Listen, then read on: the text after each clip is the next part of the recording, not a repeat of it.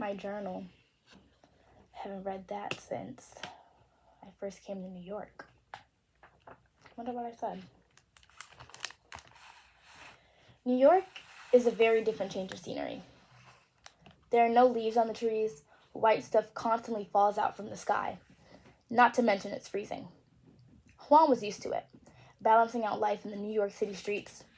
Luckily for him, he had me to reorganize and make things easier for him. But I was going to do that anyway, because the place was a mess. Before he left for work that morning, he showed me how everything works in the house. I wanted to ask him when I would be starting school, but I didn't want to pry, since he hasn't had his coffee and cigarette yet. He said a lot of hurtful things about me the night before, but the worst would have to be when he said, "You're too skinny. You need to fix that." But he married a 15-year-old girl that barely hit puberty yet and thinks I'm too skinny? If he really felt that negatively about my body, he should have just had sex with Caridad instead.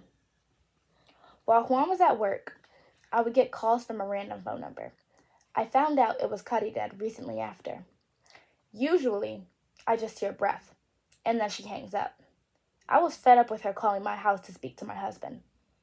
I yell at Caridad, sobbing as I released all my pent-up anger and jealousy, thinking about how Juan wants her and would never love me. I just miss my hometown. I wish I never came to New York. When I finish speaking, she quietly mumbles an apology and quickly hangs up. It was so relieving to finally get that off my chest. I've wanted to talk to her for a long time, but I've never mustered up the courage to actually do it. After Caridad hung up, I suddenly felt all this guilt. I had no business getting into Juan's separate love life, especially since I know he doesn't really love me. Times like these make me miss Gabriel. He was the sweetest soul. He would have never treated me how Juan did. Caesar was really the only person that came to the house, and he only came occasionally. Normally, I would like the company. Not this time, though. He came to the house, his words slurred, stumbling and smelling like smoke. Even though he was drunk, he always made sure to keep his hands to himself. I made him some plantains and rice and made sure to cook extra so Juan would eat when he came home. I ate 2 plantains that I was supposed to give to Juan. How could I not? I eat Chef Boyardee's every day. It gets tiring after a while. Caesar starts begging for another portion of food to bring to work the next day and tried to persuade me by complimenting how amazing it tasted. I was irritated because if he had told me in advance, then I could have made an extra portion. I hesitantly offered my plate for him to take, knowing that if I do, then I would not be eating for the rest of the night. He was unsure at first, but then he said thank you and took it without much hassle. Normally, Juan will call me around lunchtime to check in and make sure I'm okay, but surprisingly, he hasn't done it today. I couldn't help but question if he was with Caridad right now. Then again, I don't know why I get so upset about it, knowing the way Juan treats me. If he doesn't love me, why should I care? But I constantly remind myself that my family needs this, and I need to be strong for them. I can imagine all the punishments that I would be dealt if I ran away and went back home. My mom would have an alignment of threats, chores, and tools used specifically for my torture and demise. But for now, I have to deal with him and his abuse and immaturity. I would assume that since he's older and has more knowledge, he would have known how to treat women and be loyal to one. But when you're handsome and have a nice body, it's natural to cheat on your wife. As I'm cleaning the kitchen, the phone rings again. I don't pick it up, knowing all I would hear is a single breath. Once I finished the chores for that afternoon, I looked at the time and immediately started working on lunch. How could I forget that Marciela was coming today? It was my favorite part of the week. I made roasted chicken with my mama's special sauce with a side of fried plantains and rice. Every week, I always get so excited to see her because she's my only real friend in New York, and she gives me great advice when it comes to makeup and womanly needs. She brings me different gifts on occasions as well, things like lipstick and nail polish that I always wear whenever I'm going out somewhere. I'm never sure if Juan noticed it, but it makes me feel prettier when I look in the mirror.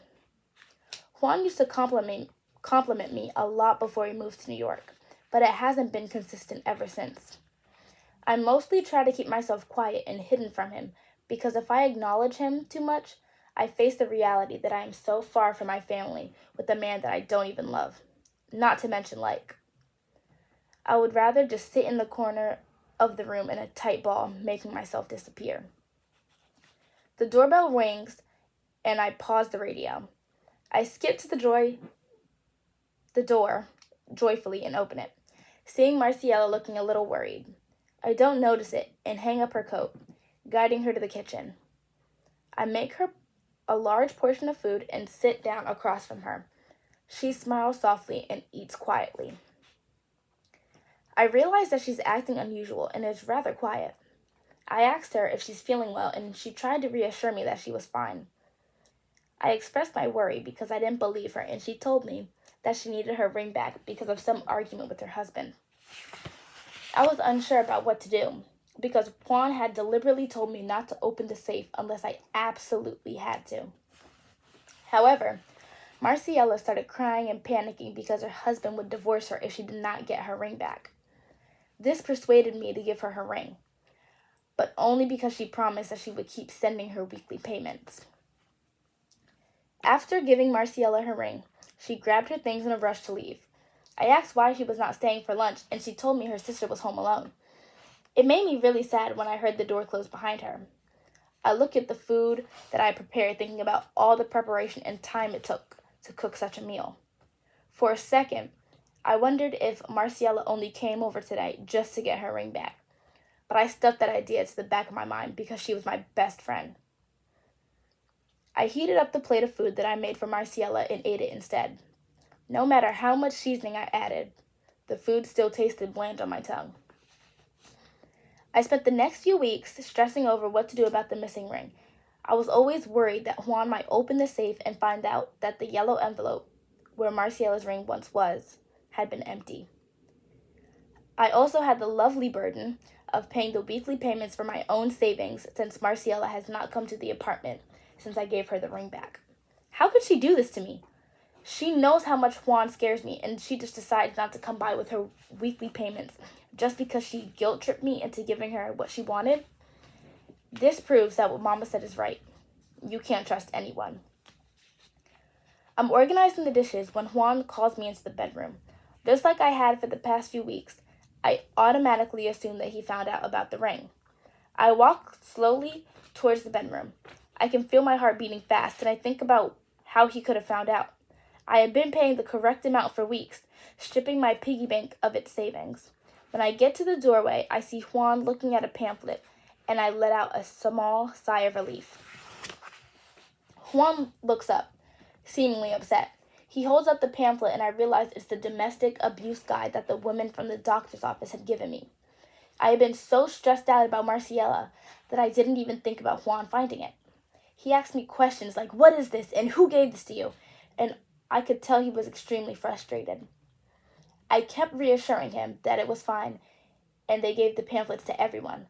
I even had to resort to lying in the end, because he asked me if I was happy with him. Out of fear, I said yes. I thought that the conversation was done after that, until he laid his body on top of mine, pinning me to the bed.